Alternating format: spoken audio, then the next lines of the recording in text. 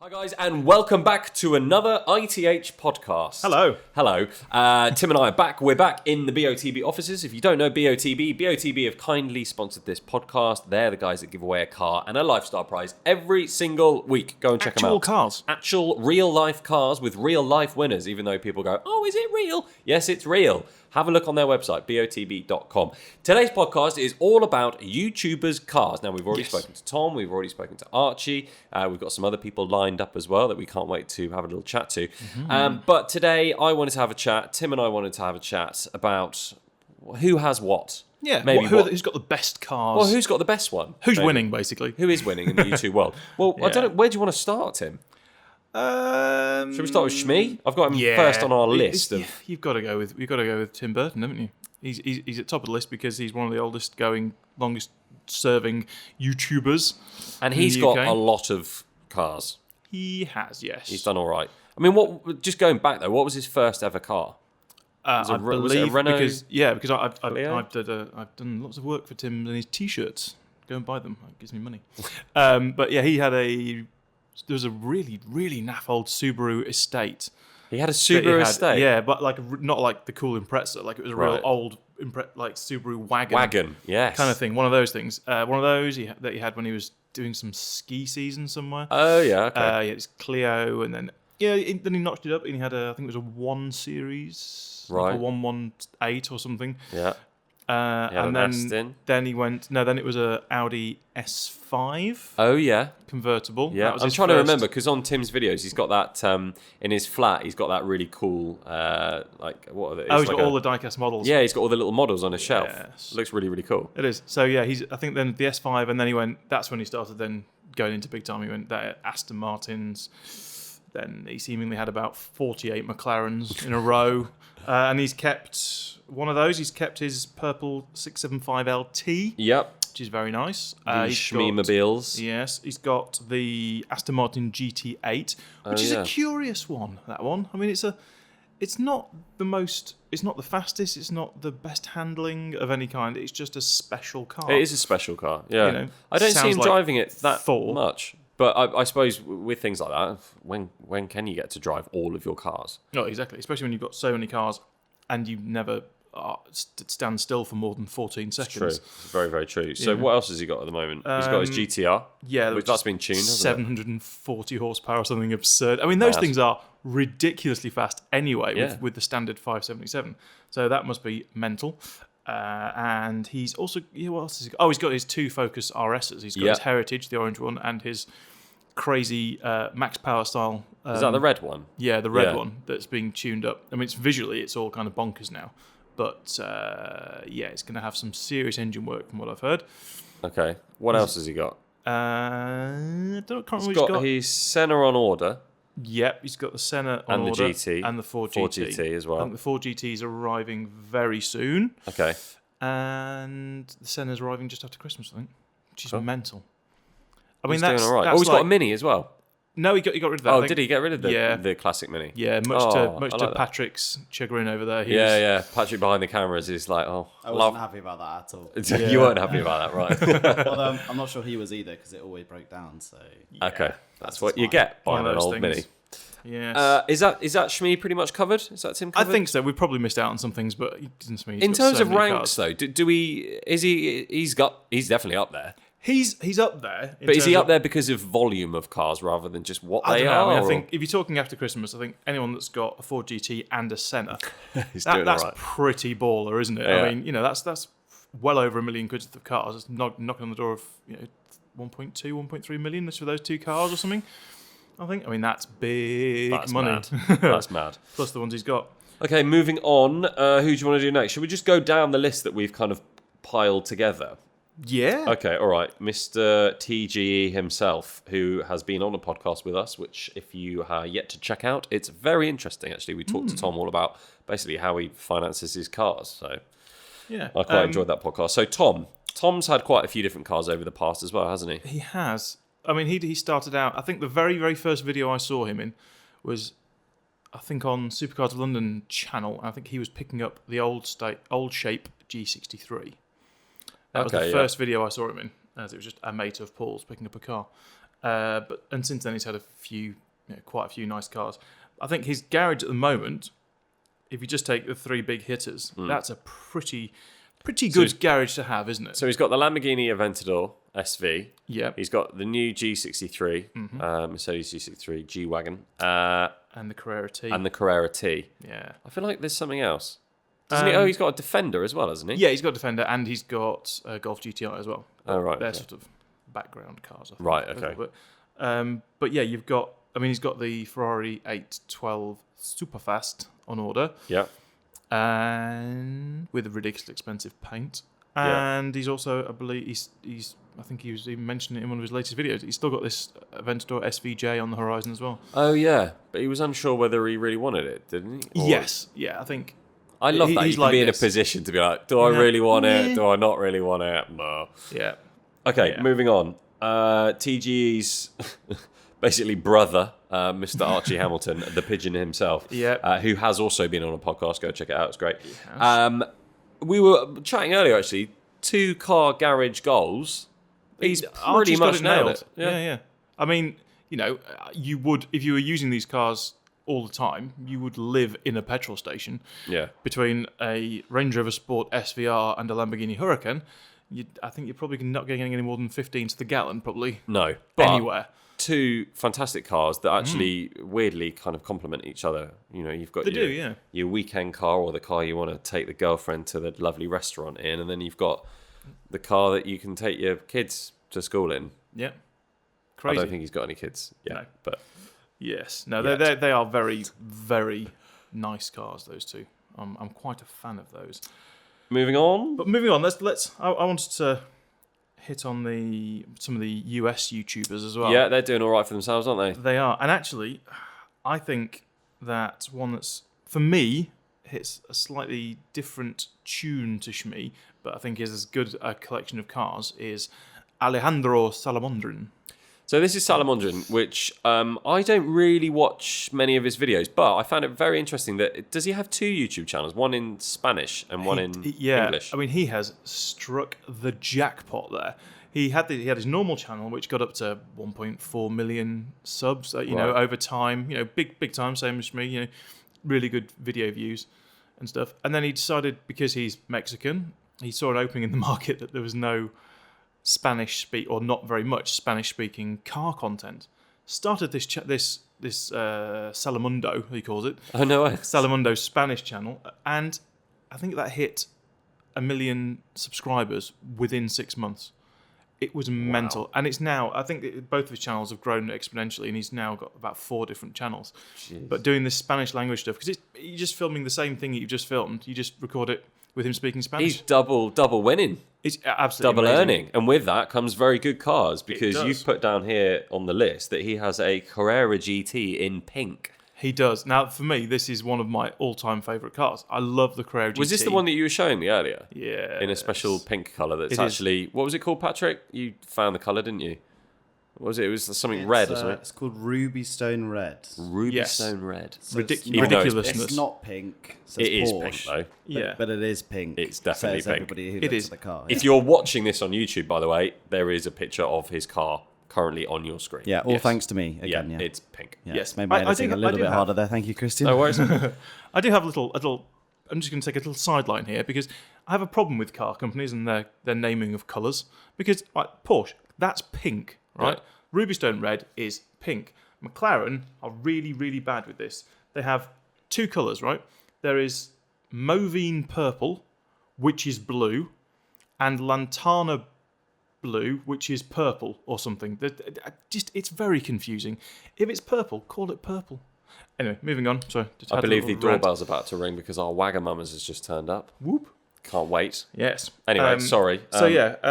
We've got his Carrera, and he had his Carrera GT. He initially wrapped it, right, and then decided he liked the colour so much that he had Galpin Autosports in the States, who are the biggest Ford dealer in the world.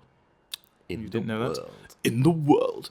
Yes, they sprayed it. So they had a full not metal because it's carbon, but a full bare body respray of that thing in Porsche Ruby Stone Red. Amazing. And it looks spectacular. It does look quite good. It's a bit pink for me, not going to lie. Yeah, I think the photo I showed you, somebody had tweaked it a little bit. Contrast has gone up slightly. It's not quite as bright a pink as that in reality, I don't think. But yes, very, so he's got very, one of very those. Cool. He's also got a tuned Raptor as well. He has. This was another...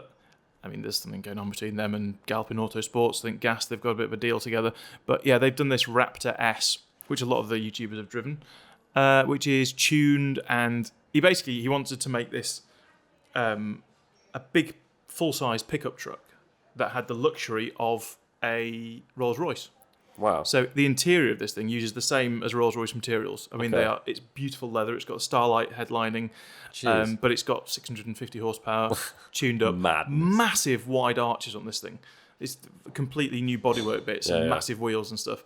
And this thing looks outstanding. There's going to be a picture of it somewhere. I mean, it would basically take up about all 3 lanes of our motorway, I think. Is that big? Absolutely huge, but I absolutely love it. And he's got loads of other stuff as well. I was going to say, you just missed out the Huracan Performante. Well, we haven't moved on yet. 720S. 720S, yeah. What else is there? He's got G-Wagon. He had a 4x4 squared. Yeah, 4x4 squared. He's Wraith. Phantom drop head. Ghost. He's got as well. I just give up. That's mad, isn't it? He's also got an E63 wagon, and he's also got a Smart. Does he really? He does. Yeah, he has a Smart. He uses that to lower his insurance quotes, I think. Okay. He has that as his main car, and then everything else is added onto that. It's very clever. Yeah, very clever indeed. Insane. And one more that he's got in there, which is very cool, is the Volkswagen Beetle RSI. Oh. If you remember that, it was the first of the new shape Beetles. Yeah. But it had the Golf R32 running gear, so it's 4-wheel drive, 3-litre 3.2 V6, 250 horsepower. Are they pretty rare? Very, very rare, those things. Because, understandably, nobody bought them. Yeah. I think he said his one was like $85,000 for a Beetle. It's quite a lot of money. Jeez. Okay. Right, moving on. Yes. Who's next? Okay, I've put on this list. For me, it's from the YouTube channel B is for Build. Now, I watch this channel religiously because I absolutely love it. The guy Chris, and his latest one that he's done, a bit of background, he basically takes cars that have been crashed and rebuilds them into something slightly different. He did a Lotus Evora, which was very cool, made it like a GTE look thing, and he's done an Aston Vantage with an enormous wing on the back, that kind of thing. This latest one, he took an old Datsun 240Z shell, which is, I mean, that's the really old 70s, mid-70s Datsun shape, beautiful shape thing, and he basically made an unholy union between that and an E60 M5. Oh my god! So it's got it's everything. It's the engine, gearbox, dashboard, suspension, drivetrain. Not just an engine swap. This is basically an E60 M5 underneath a Datsun shell. I mean, he had to put these massive wide arches front and rear because it's so much bigger in a new car. Crazy. But this thing looks amazing. I should go check out B is for Build. Yeah, the guy Chris who does it is really. I find him very charismatic. I like watching him as well. It's brilliant. Okay. Yes. Next on the list, who is Jordan? I can give you the answer to that one. I actually know who Jordan is. This is his kind of. This is Patrick's. If anybody listened to my episode of the podcast, which I will now plug, you'll know that I was back in the gaming world a few years ago. Jordan Maron is a YouTuber called CaptainSparklez. CaptainSparklez. What? Before that, he used to be called Pros Don't Talk Shit. So, like, there has been a beep. It was literally you couldn't have changed your name to anything more child friendly. Yeah. Anyway, he has like a 10 million plus subscriber Minecraft YouTube channel. Right. One of those ones that used to get 300 million views a month, probably making $500,000 a month. Because of that, he now owns a house in Beverly Hills that's massive and really, really nice. It's like a $10 million house and owns some very nice cars, which I'll let you two talk about. Well, I feel that you need to maybe come in on this because he's got a baby blue Ford GT, as in a new one, So he did your traditional application, made a video, made one for his YouTube channel. He has his own like kind of car YouTube channel too, where he uploads car content. So he applied for a traditional Ford GT in the same way that everybody else did. Yep. Got an allocation because of his large following, I can imagine, and then spec'd it in the what's the Porsche colour? The baby blue Porsche colour? Mexico blue. Is it not that one? There's the other one. There's Mexico blue, Miami blue. Miami blue. He basically so with the way that the Ford did the color systems. Riviera blue.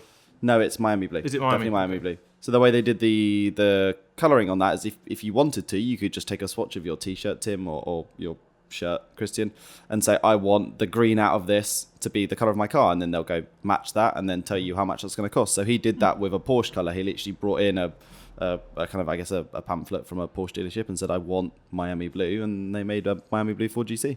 Very amazing. Nice. And he's also got what? I quite like a car in this colour, actually. I don't know. From Seen Through Glass. Anyway. He's also got what, a 458 Spider and an E63S. Yeah, so he wrapped his 458 Spider blue as well. It's not the same blue. It's like more of a classic Archie Hamilton wrap style. Yeah, it's like a chrome, satin chrome. And then, he has an E63S saloon. Before that, he used to own like a 595R Bath. And so he's done a lot of... A Bentley Continental, like lots of cars. He's a big car guy. Okay. Nice. That's not his bread and butter. That's just what he does as pleasure. But nice. So he's been making videos around that. Okay. He went to Monterey Car Week and kind of a part of that world now, I think. Well, thank you from behind the camera, Patrick. Yeah. Right, moving on. Supercars of London, Mr. Paul Wallace. Yes. Hopefully we'll get him on for a podcast soon, I'm hoping, yes. When he's back from wherever he is at the moment. Can you remember where Paul started? What he had when he started? The very first one was an Audi R8, I believe, was his first Was it an supercar. I think Paul's first car ever was a Vauxhall Corsa. It was a Vauxhall Corsa. Nice. Yes, it was. And then didn't he go to like an Astra, and then from an Astra went to an R8? It's a bit of a jump. Yeah, the R8 was his manual first R8, supercar, wasn't But it? that's what launched his channel. I remember when I've spoken to Paul about this, he said that at the beginning of his channel, not at the beginning of his channel, because that was Supercar Spotting, but at the beginning of his storyline to get to his first supercar, Right. He had the issue that he couldn't drive any of them because he was too young. So he would go on, like, if you go look at his channel now, go look at his early test drives, he was just in the passenger seat. Yeah. So he'd never driven the R8 V8 That's amazing. prior to buying it and insuring it himself. So he had to... So he launched a YouTube channel off being a passenger. Well, no, his channel launched off of him doing car spotting, which is even less than being a passenger. It's just appreciating the cars. But yeah, when he went through that series, he then had the R8 V8. But then that made his channel, basically. That blew up his channel from what it was, which was a spotting channel where he was just looking at other people's cars to having his own experiences. And I think he's just revisited that spotting kind of feel and time frame now, right? Because he's just bought the Murcielago. Should we do that so people can There see he you? is. Oh, we're not doing this again. Anyway, because it's a podcast, we don't care about that. And it's probably about there somewhere. And then going forward, Paul's done a lot of car buying and selling. Oh, yeah. I mean, maybe not quite as much as Shmi, but he's done his fair share. Yeah, Gallardo, rear-wheel drive Gallardo. Yeah. Then the AMG GTS. GTS, which is tuned up and made very that wrap was lovely. shiny. What was it called? Like blood red. Oh, the blood red. Yeah. Then he went very shiny with it, didn't he? As well, at some point. Anyway, maybe. Yeah, he's got that, and he had a brief period with a rear-wheel drive Huracan as well. He went because he had a rear-wheel drive Gallardo and a rear-wheel drive Huracan. Was the Huracan that orange one? Yeah, that was an drive. LP 550-2. Oh, right. Okay. Cool. Yeah. And now what's he got? He's got his Murcielago. He has. What happened between was the Huracan the last one? It was, wasn't it? I think he went from Huracan to just M3. Yes. And then M3 to he had a C63. C63. To C63. C63, not an S. It wasn't an S. But it was he made it look like an S. Yes. Yeah. Okay. Yeah, and then went to the Murcielago, which has always been his dream supercar. There you go. What's he going to do next now? Now he's... I don't think there is anything next for him. Oh. No, that's it. Not for that. I mean, I guess he'll get a daily next. That'll probably be his next. Is his YouTube channel ambition. going to die?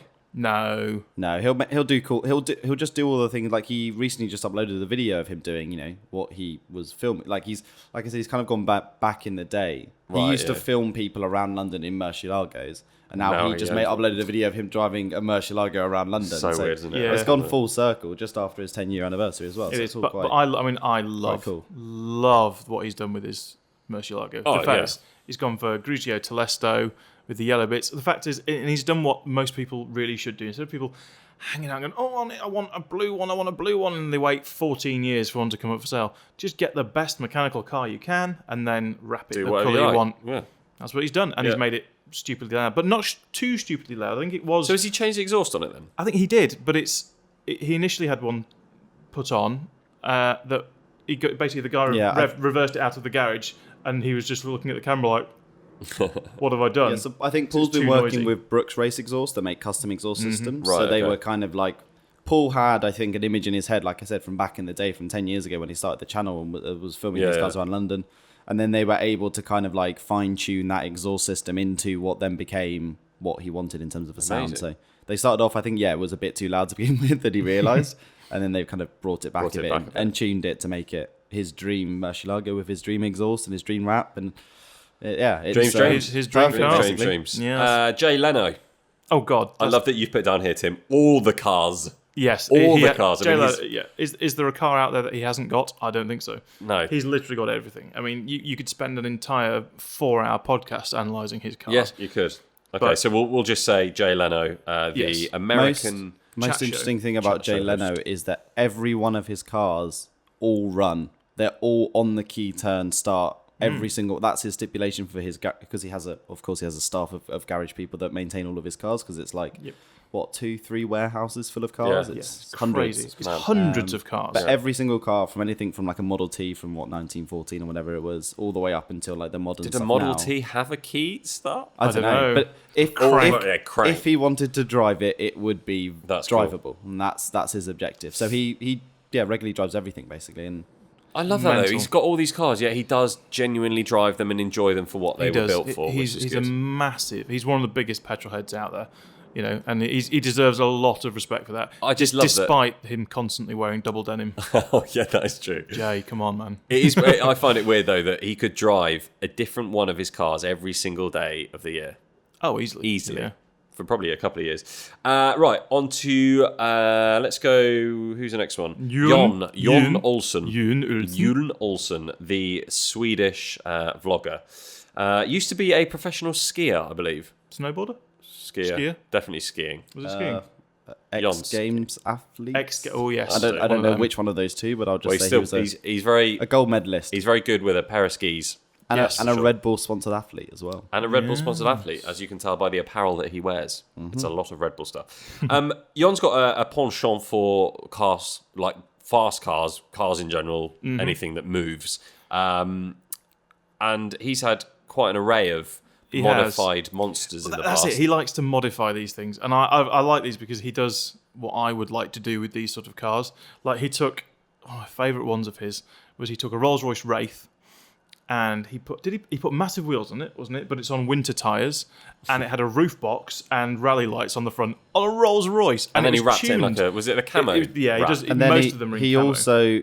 He also put in a fly-off handbrake as well. A drift handbrake. In the Rolls? In a Rolls. Yeah. I mean, this thing was tuned to 800 horsepower, I think. Yeah. It wheel span and drifted, mental. But it was a Rolls Royce. That's so cool. Because it is, I mean, it's a 6-point-something litre twin-turbo V12 in the Wraith, so it's pumping out 500, 600 horsepower. Is this the car that he named? Was it called something? I feel like it was, like Roger or something. I think he names all of his cars. Yeah. I can't remember what it was called. I can't remember what it was called now. Yeah, but I'll write it in the comments below. Jon Olsson's car. What was it called? The Rolls Royce. I think I'll remember it at some point. Yeah. Roger the Rolls? Roger? Don't know. It was something like that. What's his 4x4 squared called? Because that's the car he has now, isn't it? That has a name as well. Don't know. I can't remember the names of these things, but that's pretty bonkers. So instead of getting the Maybach Londelay G-Wagon thing that Mercedes made, he just took a 4x4 squared G-Wagon, and I think he just locked the roof off. Yeah, well, I believe his issue there was obviously the 6x6 Londelays. There's only 199 of them, so and they're also like £600,000, or 600,000 euros, so very expensive. And the second issue was he couldn't fit that or any of those cars into his garage in Monaco.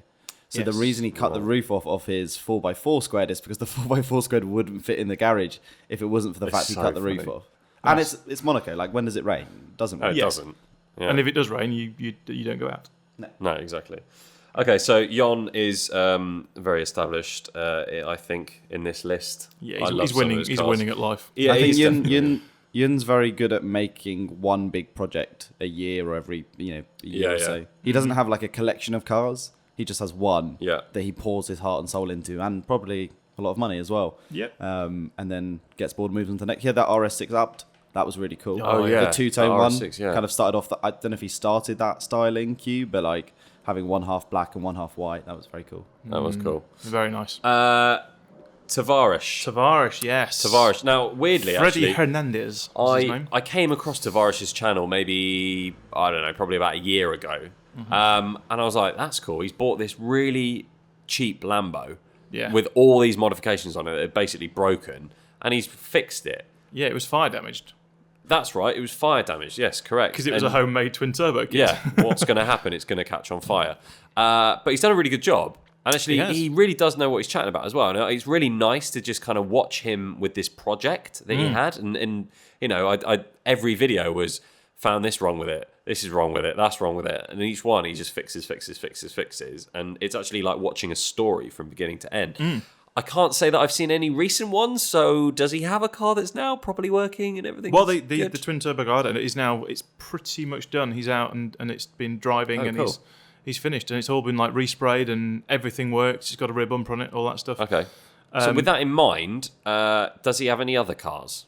He does. He goes down the jalopy route with a lot of these things. Right. So there was a lot of really old, quite naff cars at the time. But he's got a Merc SL55 AMG, was one that he bought and fixed up, and he's got himself a manual gearbox, and he's going to make the only manual SL55. Wow. Now that's going to be cool. Pretty awesome. And the gearbox, I reckon, will break. Oh yeah, definitely. It's given. Absolutely. Right, let's crack on. Your two favourite... Oh, sorry. I was going to say, what about, to continue the American theme, we've got Vehicle Virgins, who I feel like Parker is... not. He's on his way to Salamandra level of car ownership at this point. Because what did he buy recently? A 458 Speciale Aperta with like no mileage on it, and immediately drove... like it had like 1,500 miles on it, and then he immediately drove it 1,000 miles to Car Week and back. Wow. Yeah. How much did that cost him? $700,000. Jeez. Yeah.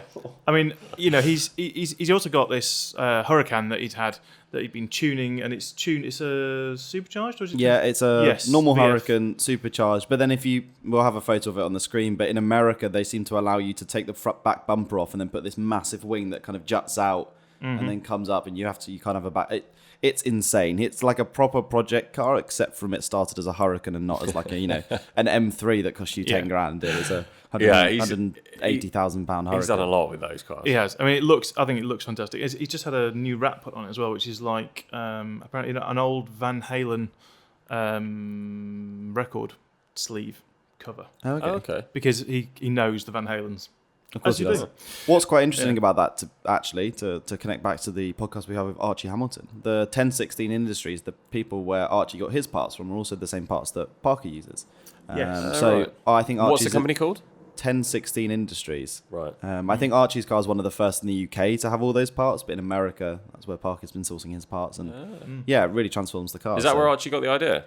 Or it just so happened that they I know made Parker the right and Archie part? are friends, and I imagine Parker's probably just like, these are the best people for these parts. You know, if you want to modify your Huracan, this is where to go. So really cool. And of course, he's also got in his garage, like at the moment, he's got the beautiful Giallo Triple Strato, whatever it's called, the 3-layer yellow 458 Speciale Aperta. He's got his tuned Huracan and a Mercedes E63S as his daily. Jeez. 600 horsepower, as you do. But he's also got a McLaren 600 LT on order and an Aventador SVJ. So, you're basically ordering $1 million worth of cars, or getting $1 million worth of cars within just a very insane. Yeah. And he's just bought an enormous house with something like 80 acres or something. Yeah. I think he said, to quote him, that he bought the worst house in the nicest neighborhood, and then he's just going to transform it into like a car person's dream. It has like a 3-car garage now, and he's going to add another 3-car garage, and fair enough. Going to have a driveway where he can drive a car into his house, and he's got a lot of big plans. And I don't blame him. If I had a 458 Speciale Aperta, I'd also want to look at it whilst I was asleep. And he's made all this money just from YouTube videos? Yeah, I mean, Parker's channel's been hugely successful. I mean, if you go back to our podcast where we talk about the business behind YouTube, it's quite profitable, and I think he's been clever to invest that money outside of YouTube too, into property or third-party businesses with other influencers and stuff like that, to kind of build up a portfolio of income that maybe keeps going when YouTube stops. So okay. He's being clever about it. Well. Yeah, he's been very clever. I want to move on to two people that Tim absolutely loves, and that is the Paul brothers, Logan and what was his name? Jake Paul. That's how much Tim loves Logan and Jake. That was Tim's excerpt. To those listening, I was frowning. Yes, greatly. Tim is not a big fan, I have to say, but that's fine. To all their downsides, Jake Paul is a petrol head. He definitely loves his cars. He's got a crazy selection of stupid cars. So Jake he's got a Performante, Huracan Performante. That's got a supercharger on it, hasn't it? Well, his one does. Yeah. So it's I can't remember the name of the company, but it's the same people that Parker's got his supercharger from. VF Engineering. Yeah, that's it. And I think his Performante was the first. They used it as a development car, and it's the first one in the country, or first one ever that had a supercharger. I don't know what it makes in terms of brake horsepower. It's like 800-900 brake or something absurd. Wow! Like it's insane. And it's already a Performante, so it's already really good. Yeah. So it's not needed, but he's done it. No? Yeah. Tesla Model X, he's got one of those. He's got a Ford Focus RS, which he's modified. It looks like a car out of Forza. Yeah. It's the only way I can describe okay. it. It's very crazy. Yeah. Again, you'll see a picture on the screen now. It's just nuts. But like he loves driving them. But it's weird, isn't it? Because you wouldn't know that. Like watching his videos, you wouldn't know he's a massive car nut. No, because he's not trying to advertise to a petrolhead market. He's trying to advertise to 12 to 16-year-old children, unfortunately. And I think his brother's got some good stuff as well. Logan's got it's a 4x4, is it? He's got a 4x4 squared. Which actually, funnily enough, there was a video on YouTube where a woman crashed into him. Really? And he just happened to be vlogging. It was really weird. I think he was in the 4x4 squared. From memory, this was how do you miss that? It's such a big thing. I think she came out of a car park and turned left when you're only, it was like a one-way system, and she went the wrong way. But that was one of the things that happened in his 4x4 squared. He was also meant to get a Huracan Performante, but they then went both down to the factory in Italy and tried to vlog the experience, and the Italians were of course not very receptive to them vlogging inside of the factory. So I think out of principle he cancelled his order, but his brother still continued. They were at one point going to have the same spec car, which I mean I'm not sure if I'd. Although I'd have the same spec car as you, Tim. Would you? No. Casey Neistat, now a very well-known vlogger. If you don't know who he is, it's well worth looking up. Casey's produced some amazing videos, some of which always come around the festive season, which I like, where he seems to be snowboarding via a drone and all this kind of stuff. But Casey also loves his cars as well. And he did. I mean, before you get to his car that you've got down there, prior to that, he actually had a more interesting car that he didn't really talk about, but being a complete spod like I am, I could see it in the occasional clips you saw of like the back end. Wasn't a McLaren, was it? No, he had a Merc GLC 43, which is the supercharged. I didn't know he had the turbocharged an V6 AMG variant. Oh, cool. Yeah, it was GLC 43. You can tell just by the little tiny shot. He also used to have a proper off-road Jeep Wrangler as well. I don't know if you remember him from back in the day, but he used to own a house just outside of New York that was like a family holiday home, and he had that there, and you could take off the doors and the roof, and he would take it proper off-roading. So yeah, he loves his cars. But I think he also loves the convenience of the car that he now currently owns, especially whilst around New York. Perfectly onto the car he does have, which is the Tesla Model X. I mean, we've driven them. We've spoken about it in the last podcast with Daryl from EV Hire. He's got a Model X, and I just think that the doors are so cool, and I love them. And I can see Casey is 100% the kind of guy that would go for that car. He's got boosted boards coming out of his ears. Also, from listening to his podcast with his wife, I believe he literally impulse bought that and didn't tell her. And really? Then, they had agreed on a spec, and then he just went completely the opposite. So there was a few marital disputes around that car. I'm sure there were. I think they both enjoy it a lot, and I imagine they probably want one each now. Nico Rosberg, Formula 1 driver. He's done all right as well. So I put that one in the list for anybody wondering why we put an XF1 driver. He is a YouTuber. He's a YouTuber. He has a YouTube Rosberg audience. has a channel. There's been a lot of YouTube collabs with Archie and Tim and Yun and all these people. So he's definitely a part of this world. I would say he is now as much a YouTuber as he was an F1 driver. And he's got a Porsche GT2 RS. Lovely car. Yes. What a car. What I would give to even just sit in one of those. A lot. I'd give a lot. And apparently he's got a Project 1 on order. Yes. He had a viral video on YouTube recently where he went and spec'd his Project 1. I guess because which other Project 1 owner has a YouTube channel would want to disclose what he was doing. But I think there was a few colour variants on that. Okay. But he also has a family car. I think he also has a GLC. Maybe. Yes, he does. He has like a... He's got... he's a Formula 1 driver. He's going to have... And he's got Merc connections. I was going to say, he's got a lot... So. They're the cars we know of. He will have a lot of cars somewhere. Yeah. But they're not the ones that he publicly displays. So I think he has. I think massive video. I think he has an SL Pagoda that he once used with Jon Olsson. Does he really? Yeah. You can so see Nico's got this lock up somewhere, hasn't he? With just all these cars I spent a brief amount of time with him, and the one thing I learned is like he doesn't really care about fast road cars because nothing ever compares to what he used to do. Is he more a collector? Yeah, he just wants ease of use. The GT2 RS is literally his like, oh, this is my treat. Like, I'll drive this probably once a year, and it'll bring me back to the days when I used to race, and like, you know, I get that feeling. Like when him and Archie, I was there when him and Archie did the 918 video, which was really, really cool. And that was a kind of an exciting day for him because that car, he was like, this is faster off the line to 60 than an F1 car. Yeah. And he was like, this is, you know, the closest I've been to back to racing. Because I think for him, there was a direct disconnect between, you know, his F1 career and then moving on to just spending more time with his family and working on other investments. So now, I'm sure there are tons of YouTubers that we've forgotten. I forgot to put him in. Yeah, well, exactly. Yeah, the Stradman. But of course, Stradman. Yeah, love him with his Lambos. There will be. He's giving away a McLaren 570S, isn't he? Yes, he's giving it away. It's on the. He's just giving it away. It's free. Yes. Oh, fair enough. I think we'll have to wrap it up there. I'm sure, as we could go on for hours. Yeah, we could go on for ages. If you liked this one and us just chatting about stuff, do let us know in the comments, and we'll do another one. And please do as well. If you know any other YouTubers that we've missed off the list, put it in the comments, and we read all of them. Trust me, we haven't got anything other to do. No. And if you would like to win a car, Christian, where could you go? Absolutely good idea, Patrick. If you'd like to win a car, probably actually one of the ones we've just spoken about, there's lots on this list that are in the lineup at botb.com. Please go and have a look at that. The link is in the description of this video below. If you're listening on a podcast app, then botb.com. They give away a car every single week, and they've got their lifestyle competition as well. So motorbikes, watches, holidays. Boosted boards, yes. Everything is in there. Stuff. Go and have a look on there. And Tim and I will join you for another podcast very soon with maybe a little bit of input from Patrick as well now and then. Ooh, very nice. I don't know. You'll get annoyed at me in a while. We will, yeah. This is why we put him behind the camera. It's heard but not seen. Guys, thanks for listening. Thanks for watching. We'll see you soon. Bye-bye.